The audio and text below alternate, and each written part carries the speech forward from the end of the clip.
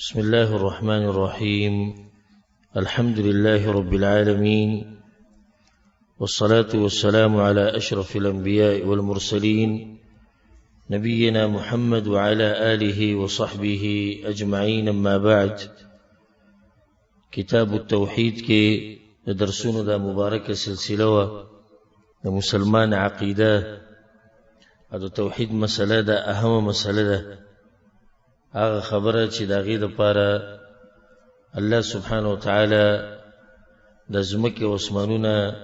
او د انسانان او پیریان پیدا کړي. ځکه الله سبحانه وتعالی په قرآن کریم کې په سورة الذاریات کې وایي وما خلقت الجن والانس الا ليعبدون، ما نه دي پیدا کړي انسانان او پیریان مگر د عبادت دپاره او د توحید دپاره. نو اهم مسله زما استا په ژوند کې هغه د توحید دا مسله ده او د الله سبحانه وتعالی د بندګۍ دا مسله ده. د دې مسلې د وضاحت په سلسله کې منګه دا کتاب شروع کړو او د الله سبحانه وتعالی په توفیق سره 18 بابونه منګه دې کتاب کې ختم کړیو او نن به ان شاء الله یو کم سلوختم باب شروع کو. مؤلف رحمه الله باب راوړی دی او د دینه مخکې باب چې کوم یا موضوع هغه دا و چې چا هم د یو عالم د یو مشر د یو باچا د یو حاکم خبره ومنله داسې چې الله یو شی حلال کړی او هغه حرام کې جدي او تم حرام وي، او الله یو شی حرام کړی او دا باچا د حاکم د عالم وته حلال وي بس دی او تم حلال وي، نو دام شرک دی. ځکه چې د مخلوق شریک کو د الله سره. او دا خبره یاد ساتئ چې چرته به هم د مخلوق خبره نه منئ د خالق په نافرمانی کې، کاغه مور پلاری، کاغه مولای، کاغه عالمی، کاغه حاکمی، کاغه هر څوک، خو چې کلم ته څوک څه خبره وکړي او هغه د شریعت خلافي، نا خبره به پریږدي او د شریعت خلاف ورزي به نه کوي. دا بل بابي چې کوم راوړی دم د هغې سره تړلی شوی دی یو قسمه، او په دې کې دا مسله واضحه کوي چې فیصلې به د الله سبحانه وتعالی دین ته واپس کې، الله ته او د الله پیغمبر صلی الله علیه وسلم ته خپلې مسلې خپلې جګړې د شریعت ته واپس کوي. دا د توحید یو مسله ده او دې ته وایي التحاکم الى الله، د الله فیصلو ته خپلې مسلې ورمخکې کول او د الله دین ته، یعنی قانون هغه قانون دی کوم چې الله جوړ کړی دی او کوم چې الله بیان کړی، د الله قانون ته به خپلې فیصلې واپس کوي. د توحید یو مسله ده. باب قوله تعالی، د دې باب په سر کې د الله سبحانه وتعالی وینا راوړې ده او دا ډېر ناشنا آیت دی. رب العالمین وی الم تر الى الذين يزعمون، ایت نګوري هغه کسانو ته چې ګومان کوي یا دعوه کوي انهم آمنوا، چې هغوی ایمان راوړی دی بما انزل الیک، په هغه څه چې تا ته نازل شوي دي، وما انزل من قبلک، او په هغه څه چې ستا نه مخکې نازل شوي دي. یو خبره خو دلته دا ثابته شوه چې د خلکو دا ایمان صحیح ایمان نه دی، ځکه الله وی هغوی دعوې کوي تشې چې ایمان یې راوړی دی په قرآن باندې او ایمان یې راوړی په تیر شوو کتابونو باندې. دلیل پیدا دی ګوره چې دا مسلمانان نه دي. یریدون ان یتحاکموا الی الطاغوت، او غواړي دا دعوه ده کې چې موږ مؤمنان یو او فیصلې خپلې طاغوت ته واپس کوي، او تفصیل به دې واضح کو چې طاغوت څه ته. وقد امروا ان یکفروا به، حالانکه دوی ته امر شوی دی چې تاسو به د طاغوت نه انکار کوئ. ويريد الشيطان ان يضلهم ضلالا بعيدا، او شیطان غواړي چې دوی په یو لرې ګمراهۍ کې ورواچي. دلته مسله دا ثابتوي چې منافقانو به دا دعوه کوله وی زمونږ په الله باندې ایمان دی او زمونږ د الله په پیغمبر صلی الله علیه وسلم باندې ایمان دی، خو چې کله به څه مسله رااله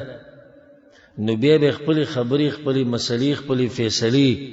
هغه د الله قانون ته نه واپس کولی، بلکې هغه به طاغوت ته واپس کولی. طاغوت چې دی د طغیان نه اخیستی شوی د هر هغه شي چې زیاتې پکې وشي، او دلته طاغوت مطلب دی هر هغه حکم او هر هغه قانون چې هغه د الله د شریعت خلافي فیصلې دوی هلته وړي. دې آیت ته نازلېدو په اسبابو کې یو سبب دا دی یا یو سبب دا بیان شوی دی. وقال الشعبي امام شعبي رحمه الله وی كان بين رجل من المنافقين ورجل من اليهود خصومه. یو منافق او یو يهودي وران شي په منځ کې سم مسله راغلی. فقال اليهودي نو دی يهودي دا خبره وکړه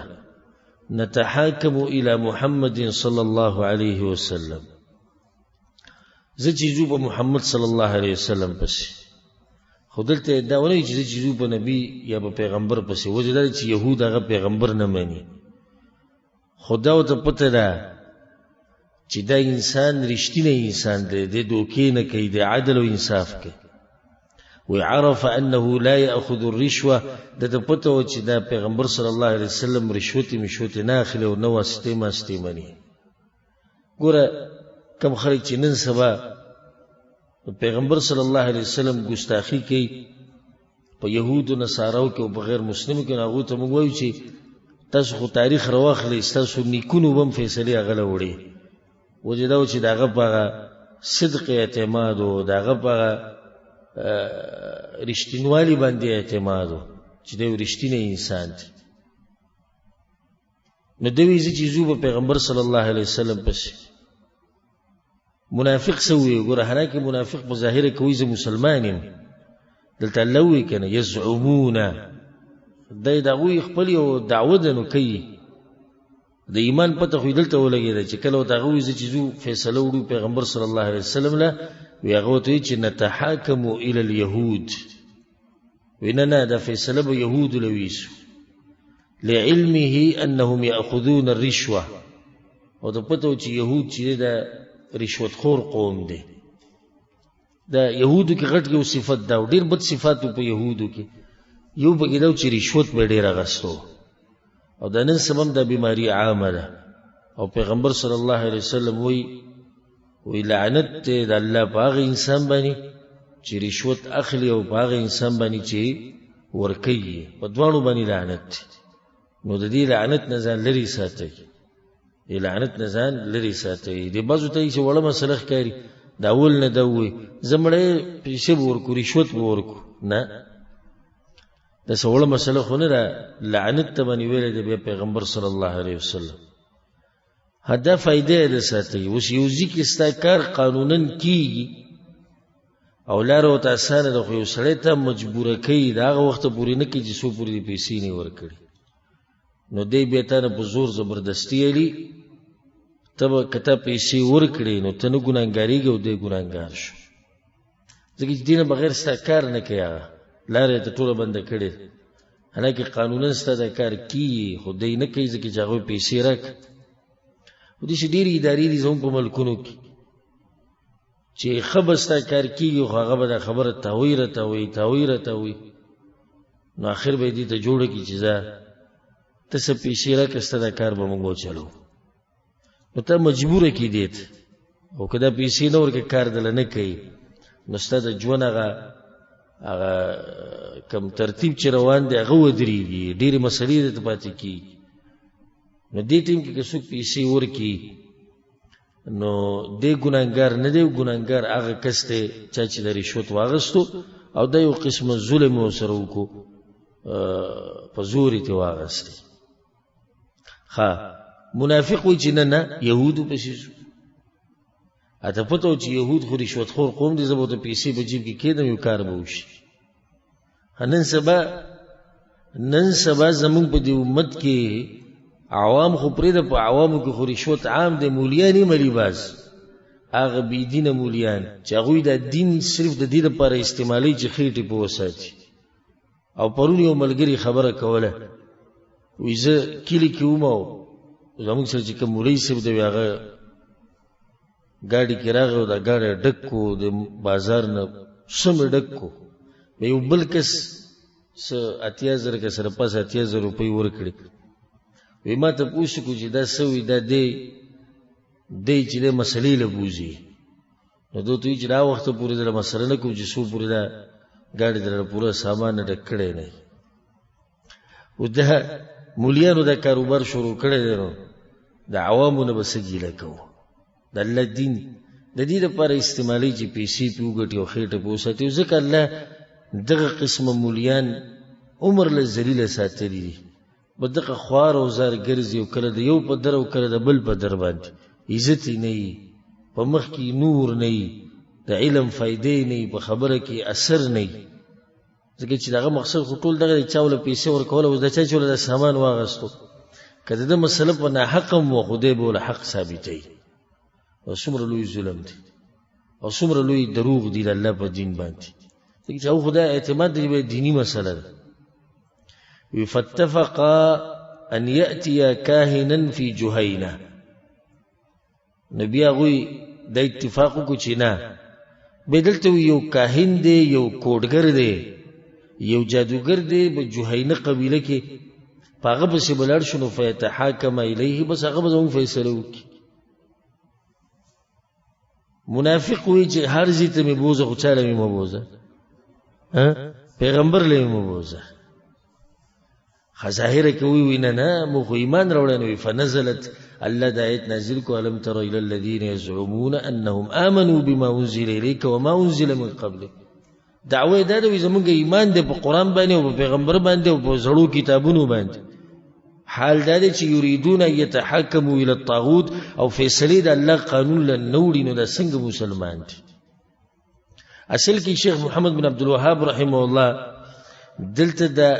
آیت او د باب دې لپاره خو دی کته دا وی چې زمانہ یو مؤمن موحد جوړ شي نو ادم د توحید یو مسله ده چې خپل ټولې فیصله بچاته واپس کړي د الله قانون ته به واپس کړي وقیل او دې سم ویل کیږي کله چې علما دا ټکي وایي وقیل دا فائدې ده ساته چې دې سم ویل کیږي نو پوه شي چې دې ته اشاره کوي چې دا خبره دي سي مضبوط نه ده سند لک بیمار دی نو ځکه د غاړه ازادي کولو لپاره د علما خصوصا حق پرس علما نه غواړي چې د قیامت په ورځ الله دې په یو مسله کې راونیسي چې تا دا خبره کوله خو دې سينو نو یو ټکی وي په هغه باندې خپل غاړه ازادي کې نو وقیل او دې سی ویل کیږي اوس د خو دې مضبوط نه دی ویل یوه دې شتي خو وقیل او بل کستابي عقل کار کوي توبم پوښي چې دا خبره د دې سي کړي دا یو روایت ته چې امام بغوی بخپل تفسیر کې راوړی دی او نورو علماء ذکر کړی دی چې نزلت فی رجلین اختصما دا آیت دوه کسانو مبارک نازل شوی چې هغه جګړه کړې و منځ کې سم مسله راغلی و فقال احدهما يوبغي داوي نترافع الى النبي صلى الله عليه وسلم پیغمبر صلی الله علیه وسلم پسې دا سوکو دا يهوديو وقال الاخر ددويموي ننا الى كعب بن الاشرف فكعب بن الاشرف پسې يهودي خبيث چې هغه د يهودو مشر هغه پسې ولاړ شو منافقم نو ګوره هغه يهودي وي په پیغمبر صلی الله علیه وسلم پسې زو او هغه منافق چې بظاهر کې ځان مسلمان وي هغه وي په يهودي پسې زو يهودي وی چلته نشو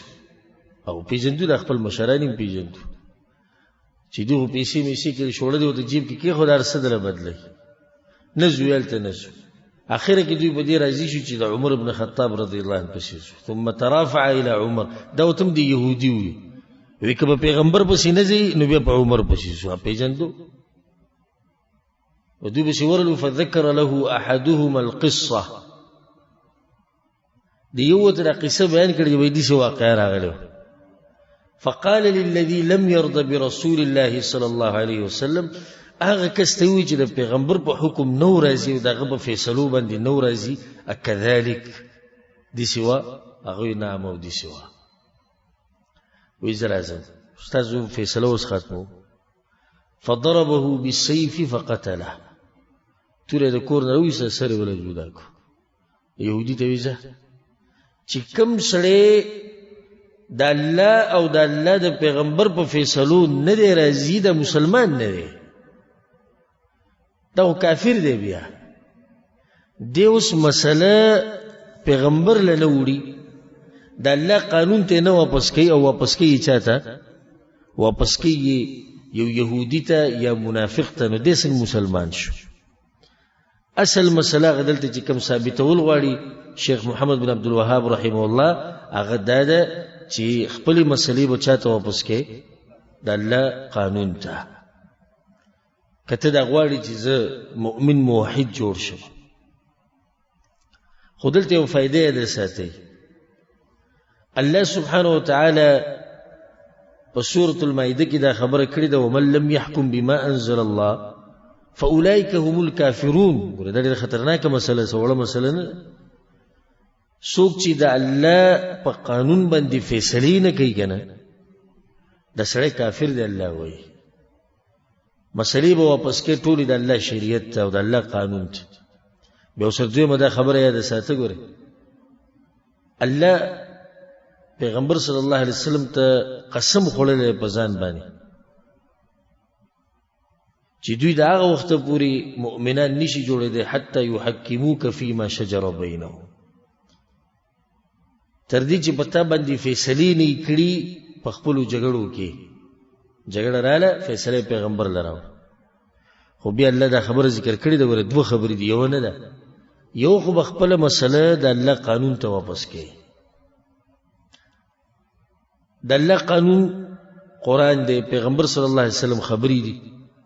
دوی مو سره اهمه خبره ده د ډېر اهم او ډېر ګران کار دی مسلې د چې ډېر شتي چې الله قانون ته واپس کوي او فیصله په شریعت باندې کوي خو دوی مده ده الله وی د شریعت ته فیصلې نه بعد به ګوره په زړه کې د فیصلې ته سبد نه ګوره او دا ډېر ګران کار دی ډېر دي چې فیصلو ته یې سرش نه کاو نه په شریعت فیصلو کوي شریعت خو چې کله په شریعت کې فیصله د خلاف راشي مجبورن یو منی ځکه چې شریعت ته او د الله دین دی او د ځنته مسلمان وي کور ته لړ شي خو په ځل کې یو ټکی چې به د څنګه مسلمان به د الله قانون ته غاړه ایږدي که پغې کې د فائدې او که د بکی نقصان ګوره صحابه کرام په خپل کله پیغمبر صلی الله علیه وسلم په شرالو یا رسول الله په موږ باندې حد قائم کړ په حد کې به دا و چې د اصحاب د بدن نوزي دی به مړ کیږي لکه ماعز رضی الله عنه راغی زینات شي و انسان خطا کی یا رسول الله ما باندې حد قائم کړ حد څه دی رجم مته نه مړ کیږي وا ازنانه راغله و د غامیدی خاندان وی یا رسول الله په ما باندې حد قائم هغه بل صحابي راغله په ما باندې حد قائم ګوره د الله قانون دی چې د زناکار انسان د سزا ده خو هغوی به د قانون ته د سینه سمه پراخه او په خپله به راتلو یا رسول الله په موږ باندې د حد قایم کړه دې ته وایي مؤمن موحد د الله قانون ته به خپله فیصله وړي د الله قانون به مني خو دلته یو وضاحت وکم او یو اهم وضاحت ما بس ډېر خلک دا خبرې کوي چې دا خبرې چې کوي دا جی درباري مولیان دي او دا دی او دا دغه حبول زما یو مسله بیان کړې وه هم دې ته نږدې وه چې حدود قایمول دا د مشرانو کار دی زما او ستا په لاس کې نشته نه عوام خو پرېږده دا مولیانو به دا خبرې کوي ته اوس وګوره داسې خبره شو دا نه دي خبر د الله د شریعت نه صرف په جذباتو لګیا دي جذباتو کې هېڅ نشته لکه موږ سره یو کس میلاو شوی مخکې به دلته یې درسونو کې لږ کېناستو هغه ډېر جذباتي و بلډ پریشر به هم ختو نو هغه ما نه یو ورځ سوال وکړو زموږ په دې ملکونو کې چې دا پښتانه د جرګې کوي پلاني مسله کې جرګه ده او پلاني مسله کې نو دا خو د الله قانون ته دې مسله واپس نه کړه کنه خو جرګې ته دې واپس کړه به د کفر نشو ما غته دا خبرو کړه چې جرګې ول خولنی خبر ده چې مسلمانان دي دوی مده چې د غوی په ځړه کې دا چې شریعت د ټولو اوچت قانون دی او درېمه دا چې هغه په اوله کې تا ته وی شریعت کې کنه دا مسله ختموي روغه کوي که شریعت کې مولیانو بسې لاړ شي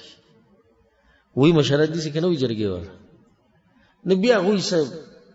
خبره خوا دی خوا کې روغه راولېږي خبره ختمه شو دي ته جرګه وی د پښتنو خدای جرګې خدای نه وي چې موږ فیصله کوو د شریعت په رڼا کې او زمونږ قانون دی او زمونږ د خدای نه دی وي دي ته جوړ جاړی وایي نو جوړ جاړی خو جایز دی څه اوږته کوزه کو څه اوږته کوزه کو ځه او یو د فیصله داسې فیصله چې څنګه شریعت کې نه خو بیا شریعت ته واپس کې علماو ته به واپس کې نو دغه صاحب وی دا کفر نه دی ما دا کفر نه دی ته له یو ګزاره کوه اول مسله ګوره ها که چېرته دې جرګې والا دا عقیده چې زمونږ دا خبرې د الله د شریعت نه غوره دي او دا یو قانون دی او دې ته مسلې راواپس کول واجب دي او دا فیصلې د الله د احکامو نه غوره بیا خو کفر کې شک نشته بیا خو منو خو دا خو کفر نه دی او پاسې نه وي هلته وي یو قسم ومن لم نمني هلته څوک وي دې آیت تفسیر یاد کړه ومن لم يحكم بما انزل الله فاولئك هم الكافرون ومن لم يلتسوک نه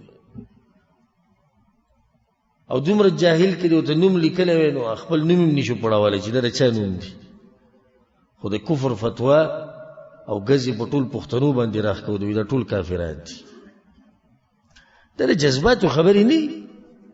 هلو باز بیا دا وایي ګوره ماشاءالله څومره غیرتي انسانو یو پښتني په اسلام کې پرې نه خو ایمان خو دیسی تقوا دیسی چې ته مسلمان د اسلام نه وباسې او څه ته یې واړې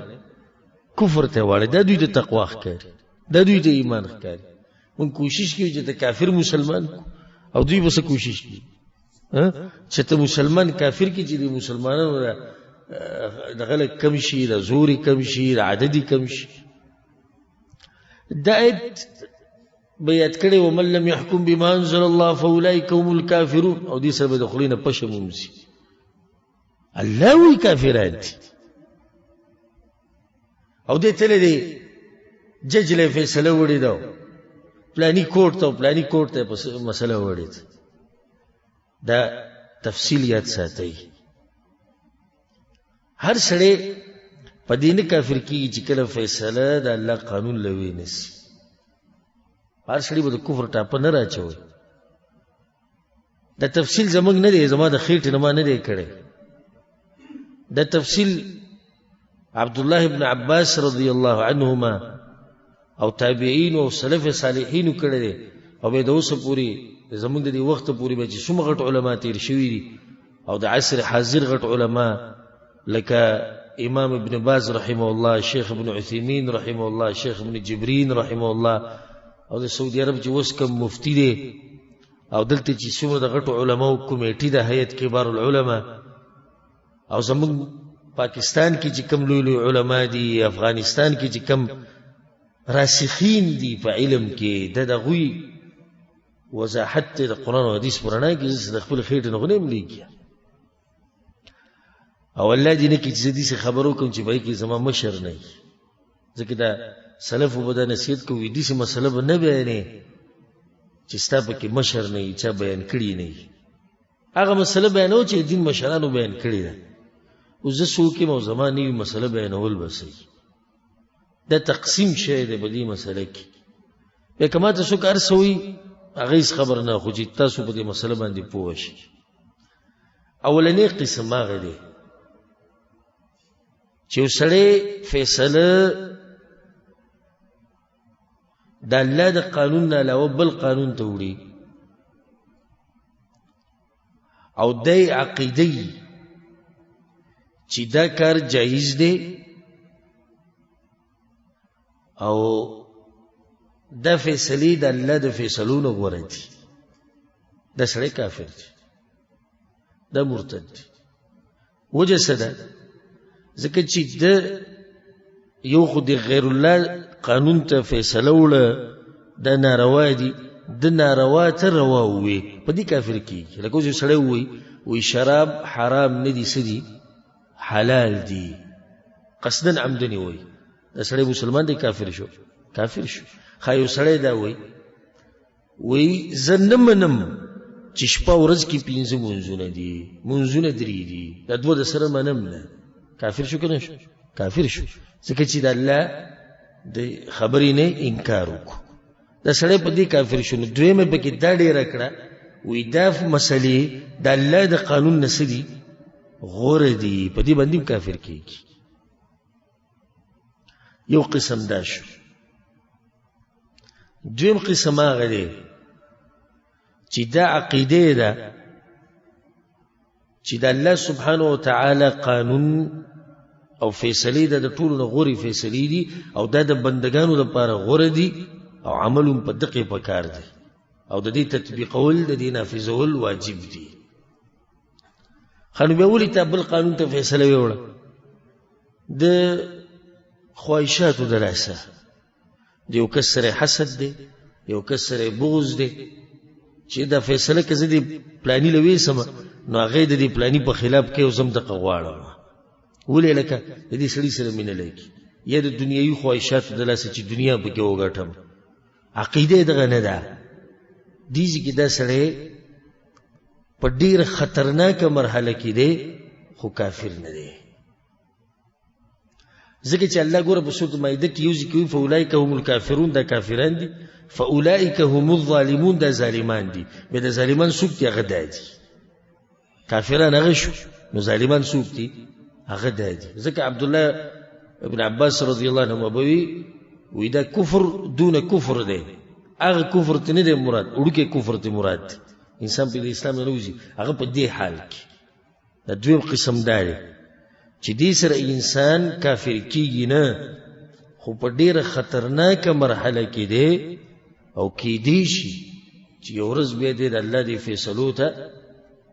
غورم ونه وي او دوی چې نورې غوره دي په کفر کې به پرېوځي. خو په دغه وخت کې دې کافر نه دی، په دغه وخت کې دې کافر نه دی. نو په دې مسله کې به ډېر احتیاط کوئ، په هر چا باندې به د کفر ټاپه نه لګوئ چې کم سړی د الله قانون ته فیصله نه واپس کوي اصلي ته به ګوري چې کله دغه د عقیده وه چې دا نور قانونونه غوره دي او دا شریعت نه چلیږي او دا د پخواني زماني قصې دي والعیاذ بالله او دا د پخوانو خلکو سره لګېدو نن سبا اسلام نشي چلی دی، د اسلام د احکام نشي چلی دی، د کفر دی والعیاذ بالله. یو سړی د ټولې مسلې مني او دم مني چې د دې تطبیقول واجب دي، د دې نافذول واجب دي. خواهشاتو د لاسه د مسله د الله قانون ته واپس نه کړه نو په دې سره د انسان کافر کی، په دې سره د انسان نه کافر کی. نو په دې کې له گزاره کوي کفر دا ټکی زموږ د پښتانه ډېر زیات وي او د خوښومي کم ټکی چې د دوی په زړه باندې ډېر خلک هغه دا ټکی دی کافر دی او هغه منافق دی او هغه دا دی او هغه دا. نو تکفیر د پاره خپل شروط دي، خپل موانع دي، په دې کې ډېر احتیاط پکار دی. ځکه چې معمولی خبره نه ده یو سړي باندې کفر فتوا لګول مطلب دې د همیشه د پاره جهنمی شو. دویمه د ښځه په د باندې حرام شو، ښځه طلاق شو. دریمه دې د مسلمانانو په مخبره کې نه خخې د دنه د بچي او کشران میراث نشي اغسته او دغه شان په د باندې به جنازه نه کې د لبه غسل نور کې د سوړي خبرې خونی غټي خبرې بډی کې ډېر احتیاط پکار دی. دا د عوامو خبرې نه دي، عوام خو پرې ده بلکې دا د عام علماو خبرې نه دي، دا د هغه علماو خبرې دي چې هغه راسخین دي په علم کې، الله ول مضبوط علم ورکړي د قرآن او د حدیث. هغه علما دا فتوی ورکولای شي، دا د بل چا کار نه دی. دا غینه باندې آیت راوړی دی وقوله تعالی واذا قيل لهم لا تفسدوا في الارض قالوا انما نحن مصلحون. او کله چې دې منافقانو ته ویل شي چې په ځمکه کې فساد ما جوړوي، دوی نه جي موږ خو فساد نه جوړو، موږ خو اصلاح کوو. د دوی په ځل کې اصلاح څه ته وي؟ دوی به مؤمنانو ته فساد خو تاسو جوړ کړئ، څنګه فساد هغوی جوړ کړئ؟ فساد خو هغوی داسې جوړ کړی چې صفا د یهودو سره د هغوی نه لګي، د نصاراو سره د هغوی نه لګي، مشرکانو سره د هغوی نه لګي. خانو تاسو څنګه جوړ جاړی راوستی دی؟ وایي موږ خو دوی سره م یو او د دوی سره م یو، دا اصلاح ده که نه جوړ جاړی. لکه نن سبا یو چغه دا دی چې خلک وایي دا بس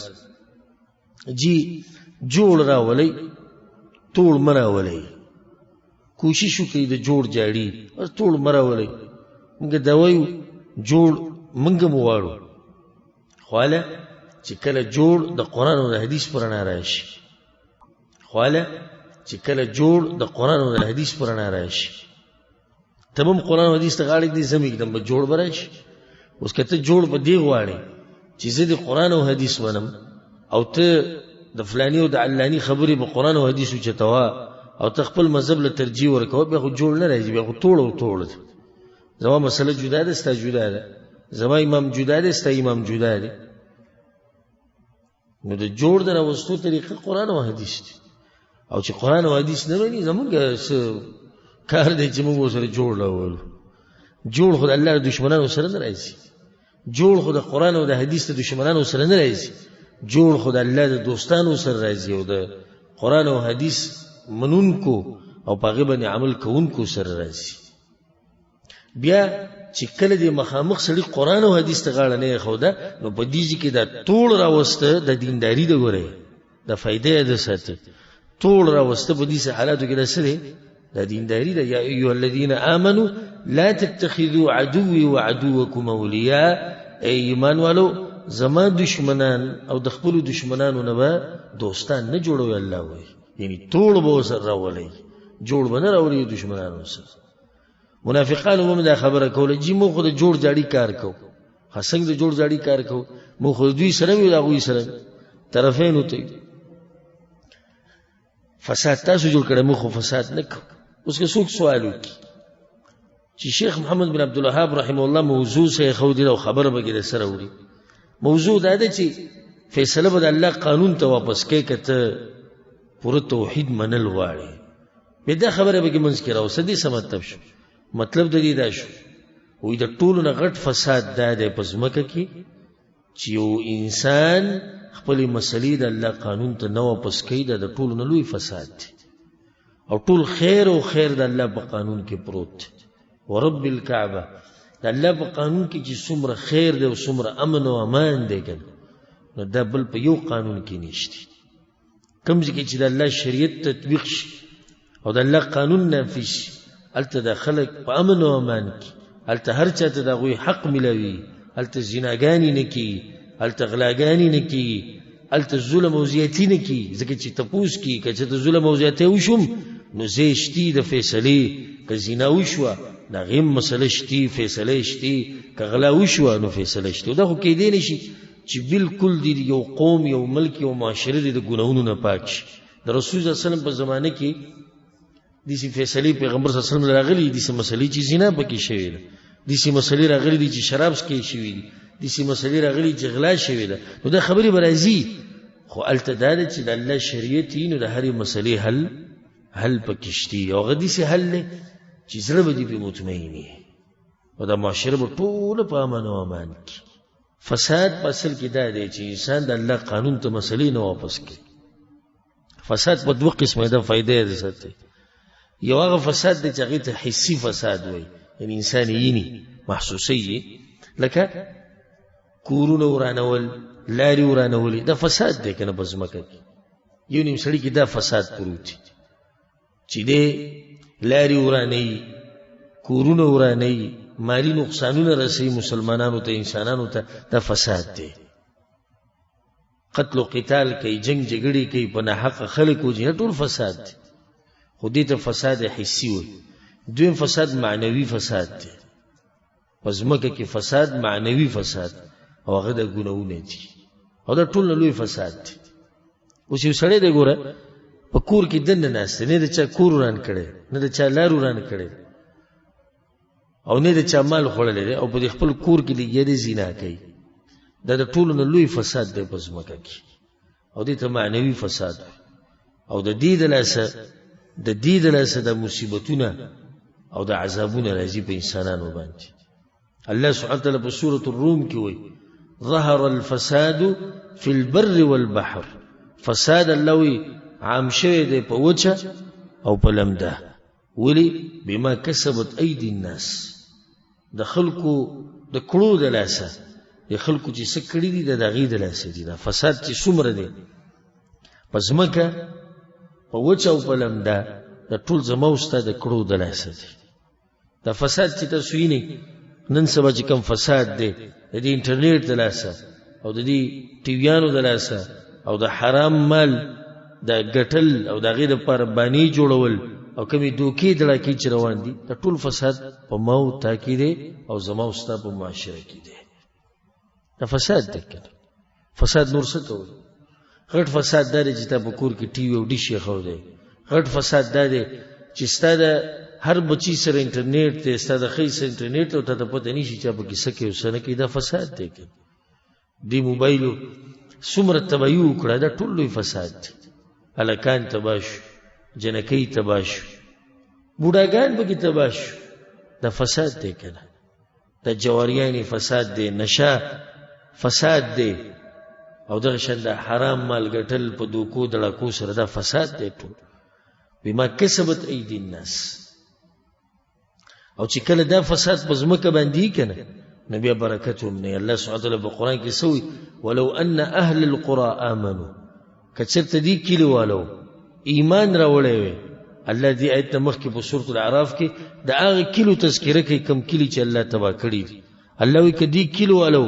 ایمان راوړی وی واتقوا او زمان یریدلی وی که نه لفتحنا علیهم برکات من السماء والارض. ما به د اسمان نه برکتونه راورولی وی او د ځمکې نه به مولم برکتونه راویستی وی.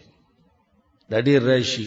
دغه دعا کوي جي تاسو به زموږ دپاره دعا د دې دعا مطالبه کوي، دعا وغواړي چې الله برکت واچي زموږ په مال کې. برکت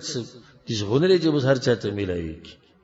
برکت انسان ته هله میلاویږي په ژوند کې او په بدن کې او په بچو کې چې کله انسان د الله سبحانه وتعالی شریعت ته او د هغه قانون ته غاړه کیږي او د هر قسمه ګناه نه ځان لرې ساتي. الله په هغه کور کې برکت اچوي، الله په هغه لږو پیسو کې برکت اچوي. ډېر خلک داسې دي ډېرې پیسې ګټي بیا هم خوار او زار ګرځي او دغه چینګه خولې نیولي هر چا ته او هر چا ته فریادونه کوي تباه شو، غرق شو، دا شو، دغه شو. حالانکې ښه مزدوري کوي، ښه پیسې ګټي، برکت پکې نه وي. ځکه دې سړي کې فساد دی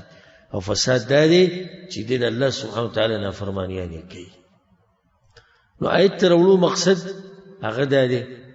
چې غټ فساد په ځمکه کې هغه کوم یو دی؟ فیصلې د الله قانون ته نه وړه دا ټول نه لوی فساد دی. د دې لپاره د آیت راوړی. بیا دویم آیتونه دقه شان دی ولا تفسدوا فی الارض بعد اصلاحها. الله وایي په ځمکه کې فساد مه جوړوئ وروسته دې نه چې د هغې اصلاح شوې ده. او فساد دغه دی چې انسان د الله شریعت شاته غوزار کړي، د الله قرآن شاته غوزار کړي، د پیغمبر صلی الله علیه وسلم حدیثونه شاته غوزار کړي. بیا بل آیت راوړی دی وقوله تعالی وینا د الله افحکم الجاهلیة یبغون. آیا دا خلق د جاهلیت هغه فیصلې غواړي او د جاهلیت هغه احکام غواړي؟ جاهلیت نه مراد دو قسمه خبرې دي. کم سړی چې د الله شریعت ته مسلې نه واپس کوي خو واضح ده چې د جاهلیت مسلې غواړي او د جاهلیت فیصلې غواړي. خو د جاهلیت څه مطلب دی؟ دي دوه خبرې، دوه معنی دي. یو جاهلیت په دې معنی سره چې هغه جاهلیت دوی بیا غواړي کم جاهلیت چې د پیغمبر صلی الله علیه وسلم د راتلو نه مخکې و. دوی که بیا هغه فساد غواړي الله وایي ځکه دوی زما قانون ته فیصلې نه را واپس کوي، ځکه دوی زما قانون ته الله وایي غاړه نه ایږدي. نو غواړي فیصلې د جاهلیت هغې ته مسلې واپس کوي. او دویم جاهلیت نه مراد جاهلیت هر هغه مسله چې هغه د قرآن او حدیث خلافي او د علم په رڼا کې نه وي نو دا جاهلیت دی. جاهلیت دا دی چې انسان هر هغه فیصله کوي یا مني چې هغه د الله د قانون خلافي، دې ته جاهلیت وایي. نو فحکم الجاهلیة یبغون. الله ویلي دوی بیا د جاهلیت هغه فیصلې غواړي. جاهلیت مسلې او فیصلې خو ځای په ځای موږ ذکر کړي دي چې پخوا به څنګه د رسول صلی الله علیه وسلم د راتلو نه مخکې به څنګه فیصلې وي او څنګه قانون راوي. د مالدار دپاره پکې ښه ازادي وه، د غریب دپاره مسلې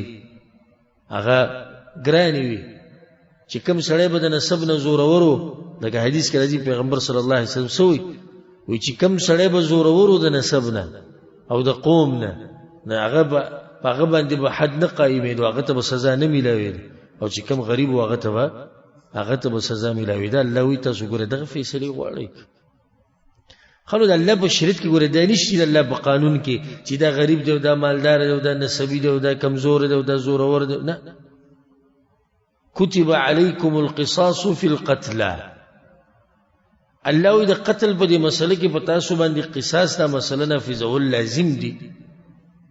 الحر بالحر والعبد بالعبد والانثى بالانثى. کاغه آزاد دی،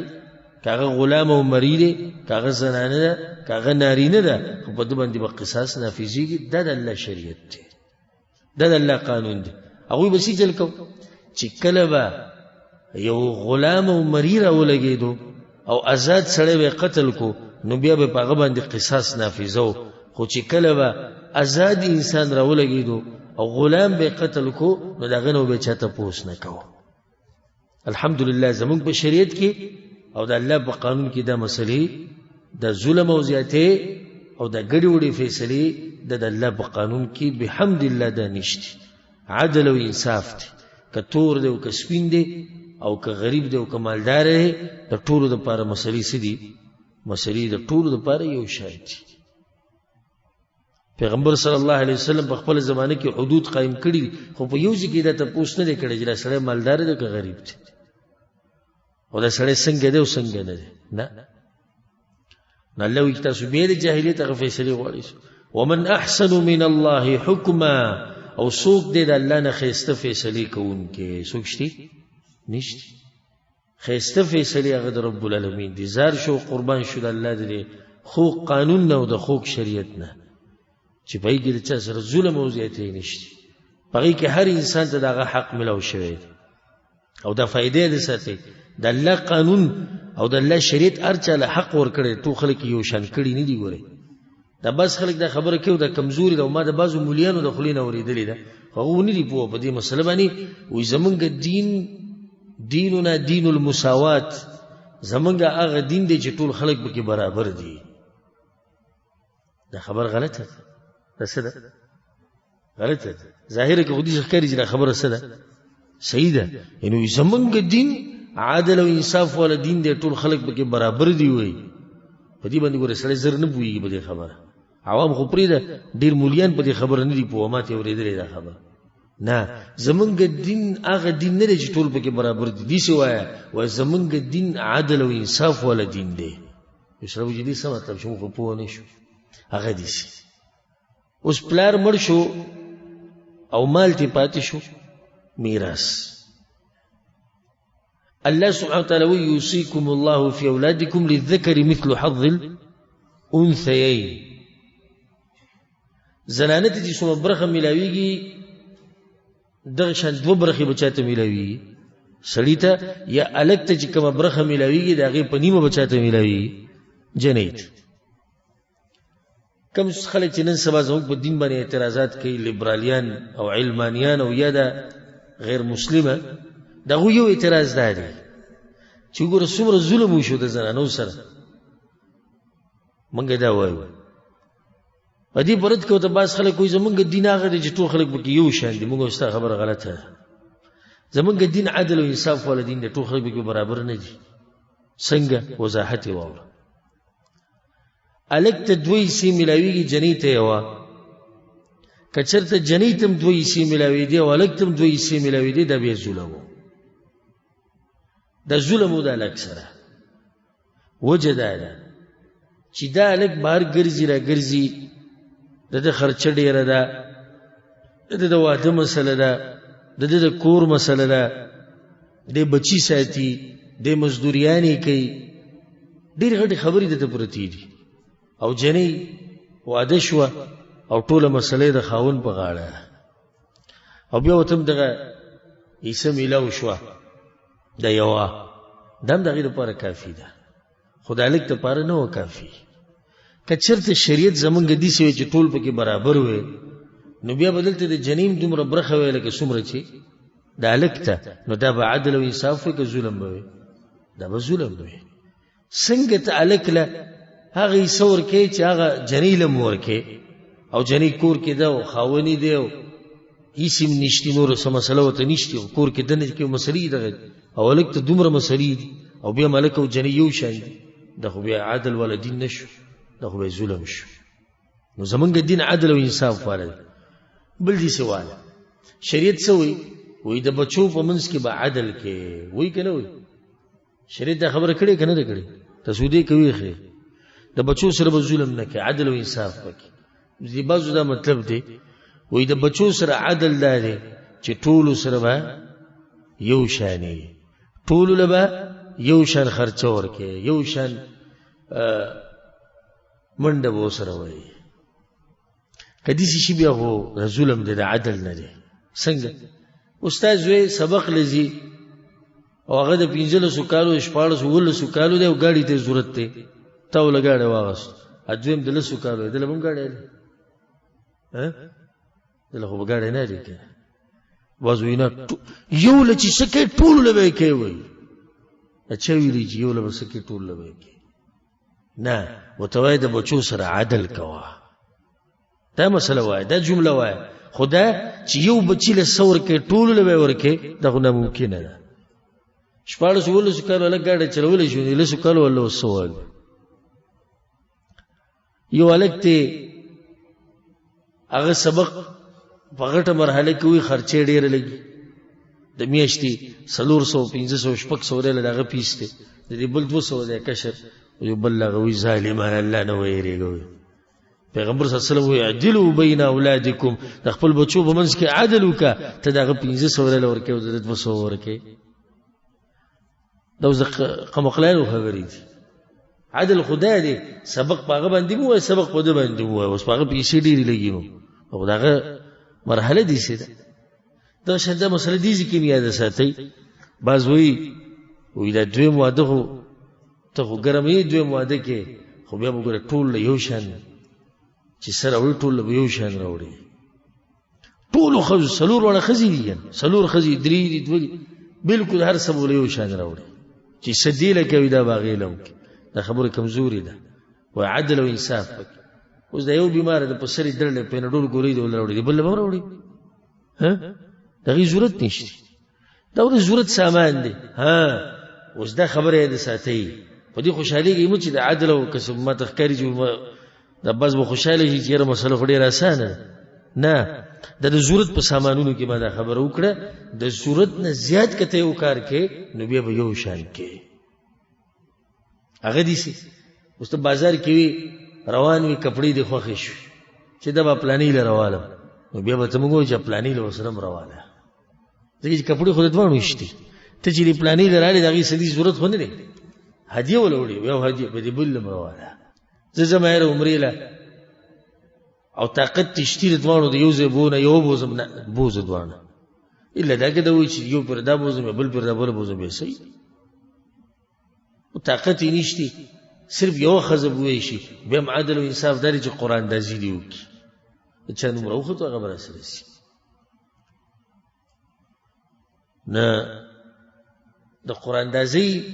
دا مسله دا هم د عدل او د انصاف مسله ده ورسېدې په دې باندې که نه چې زمونږ دین د څه دین دی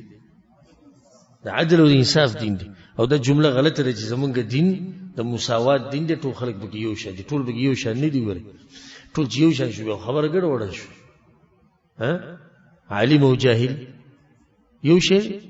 نه دی یو شی ښځه او سړی یو شی نه دی یو شی او داسې بیا پسې ځه الله سبحانه وتعالی دې موږ په دین باندې مضبوط ساتي په دې باب کې آخرنی حدیث مؤلف رحمه الله راوړی وعن عبد الله بن عمر رضي الله عنهما عبد الله بن عمر رضي الله عنهما دا خبر کړی ان رسول الله صلى الله عليه وسلم قال پیغمبر صلی الله علیه وسلم دا خبر کړی دا لا يؤمن احدكم تاسو کې وسړی دا وخت پورې مؤمن نشي جوړېدی مسلمان نشي جوړېدی حتى يكون هواه تبعا لما جئت به تر دې چې خپل خواهشات لاندې نه کړي د هغه دین کوم دین چې ما راوړی دی خپل خواهشات په دې دین لاندې کې دین به نه تابع کې د خواهشاتو خواهشات به تابع کې د شي د دین د حدیث امام بغوی رحم الله، امام ابن ابي عاصم، امام خطیب بغدادي دي ټول راوړي د دې ناشنا حدیث دی. اولنی مسله خدای دې چې ولي د الله د قانون خبر روانه ده او شیخ محمد بن عبد الوهاب رحم الله په کې دا راوړي. جواب: شیخ محمد بن عبد الوهاب ته تداوی وی خپل ټولي خبري او خواهشات بروالی د الله د قانون لاندې وکي، نو کله الله په قانون کې فیصله ستاسو د خواهشاتو مطابق و هم به منی او کنه هم به منی. دي ته موحد. مسله ستاسو د خواهشاتو نه چې ستاسو خواهشات سویا بکې نه. سبحان الله، سناشنا خلق دي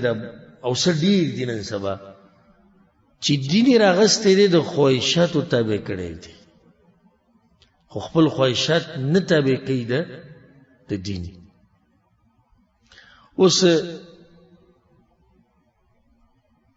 کله پردي مسلې دی وته وي، نو د الله شریعت خدا وی چې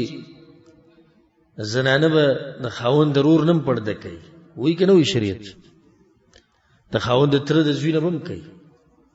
د خاوند ماما د زوینه بم کوي. او دیږي دا خبره د د خواهشاتو خلاف ته، نو هغه دین رواغستو د خپل خواهشاتو لاندې کو او دا مسله روا کړ چې نه د جدا خو زمونږ ورور دی او جدا خو ترزوي او جدا ماما زوی، او چې په کوم ځکه د خواهشات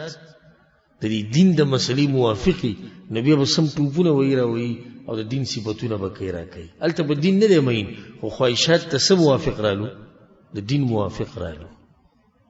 دا خبره ده ساتي چې کله مستا خواهش او ستا خواهشات د دین خلافو، نو په خواهشاتو باندې مخپه کېږي او په دین باندې به عمل کوي. الله سبحانه وتعالی د جنتیانو د صفت ذکر کړی دی په قرآن کې: فأما من طغى وآثر الحياة الدنيا فإن الجحيم هي المأوى وأما من خاف مقام ربه ونهى النفس عن الهوى فإن الجنة هي المأوى. اغه انسان چې الله ته د مخامخ ودرېدونه یریږي، مطلب چې زړه کې د یره د چیر الله ته مخامخ کېږي او خپل ځاني د خواهشاتو د تابعدارۍ نه منع کړي دي، دې سړي ته به جنت ملاويږي. خواهشات ګور ډیر سوي، خو ته به خواهشاتو باندې خپې دي. اوس موږ ته درس نه شو کړ، خواهشات دا دي چې دې په ځای پسته تولای کې پروت وي، ها صبر خون به کوله. خواهشات دا دي کدی ټیم کې ما فیسبوک کته نو څومره مزه به کوله، کدی ټیم کې لوبي کوله، ما کدی ټیم کې د خزو د بچو سره ناشوي، بازار ته وته وي، ها د خواهشات د خواهشات بته شاته غوزاری او د الله د دین برا مخ کې او د ټولو خبرو ته بداوي چې خپنه شي زمانه زی چې به کم طرف زی چې کم ځکه د الله دین راشي، نو به زه خواهشات نه پیژنم. یو خواهشات او نفس نه غواړي دي سر منظر را پاسي، نو نفس دا غواړي. ان النفس الاماره بالسوء، د نفس یو صفت ده چې انسان ته د بد کار امر کوي. مړه لک سات بعد او لک سات بعد مزدوري لچې چرته ته دی ویلي چې لک سات بعد نه مزدوري لچې اکثر ضمیر ملامت کوي. زمړه ته تو ګره مزدورو ته دی ګره